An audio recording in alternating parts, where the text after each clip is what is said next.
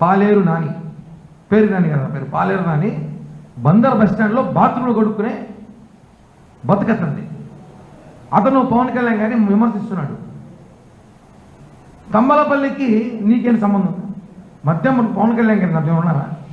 పవన్ కళ్యాణ్ గారు ఏం చేస్తున్నారు, బయటికి రావాలి కదా అన్నాడు. ఒరే నాయన చెప్పేది గుర్తుపెట్టుకో, నువ్వు సాక్షి పేపర్ టీవీ సాక్షి పేపర్ చూడడం మానేసి మిగతా టీవీల పేపర్లు చూస్తే పవన్ కళ్యాణ్ గారు ఎక్కడున్నాడు తెలుస్తుంది. పవన్ కళ్యాణ్ గారు ఎక్కడ తిరుగుతాడో తెలుస్తుంది. నువ్వు సాక్షి పేపర్ సాక్షి టీవీలు చూస్తావు కాబట్టి నీకు ఆయన ఎక్కడో తెలియదు. రాష్ట్రంలో తిరుగుతున్నాడు ఆయన, ప్రతి ప్రోటోకాల్ ప్రోగ్రాంకి వస్తున్నాడు, క్యాబినెట్ మీటింగ్లకు వస్తున్నాడు, పిఠాపురం సమస్యలు కానీ తీరుస్తున్నాడు, రాష్ట్రపతి సమస్యలు తీరుస్తున్నాడు.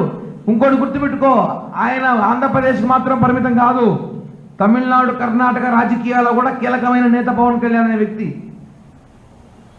కర్ణాటకలో నీటి సరఫరా నీటి ఇబ్బందులు ఉంటే కూడా మొన్న పవన్ కళ్యాణ్ గారికి విన్నతి వచ్చింది, సార్ మా సమస్య తీర్చండి అనేసి. దాన్ని కూడా ప్రధానమంత్రితో అంటే ఆ శాఖ మంత్రితో మాట్లాడి మీ సమస్య తీరుస్తామని చెప్పిన నాయకుడైనా ఆయన. తమిళనాడులో మనం చూసుకుంటాం, మదురై పీరియడ్ ఎలక్షన్, రేపు ఎలక్షన్ ప్రచారంలో తమిళనాడులో కూడా కీలక పాత్ర పోషించబోతున్నాడు. రేపు అక్కడ పోటీ చేసిన ఆశ్చర్యం లేదు మేము.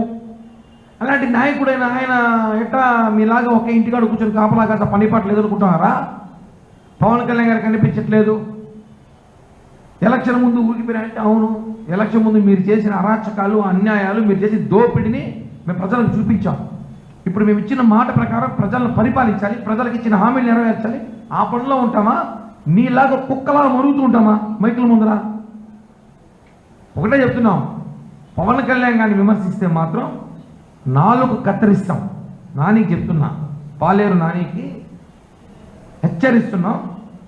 పవన్ కళ్యాణ్ గారు పనితీరుని దేశాన్ని ఒప్పుకోన్నాం, లేదంటే మీ జగన్మోహన్ రెడ్డి ఎలాగో చెప్పాలి.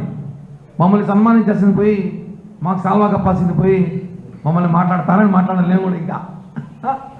లేకపోతే ఆయన అద్భుతమైన పనితీరు, నియోజకవర్గం ప్రజలు తిరుగుతున్నాడు. మొన్నటిదాకా సినిమా కమిట్మెంట్ అని అయిపోయినాయి. ఆయన పనిచేస్తుంటే, ఆయన పాటికి పనిచేస్తుంటే ఆయన నోటు కూర్చొని మాట్లాడతావా? నాలుగు కత్తిరిస్తాం దాన్ని ఏమనుకుంటున్నావు?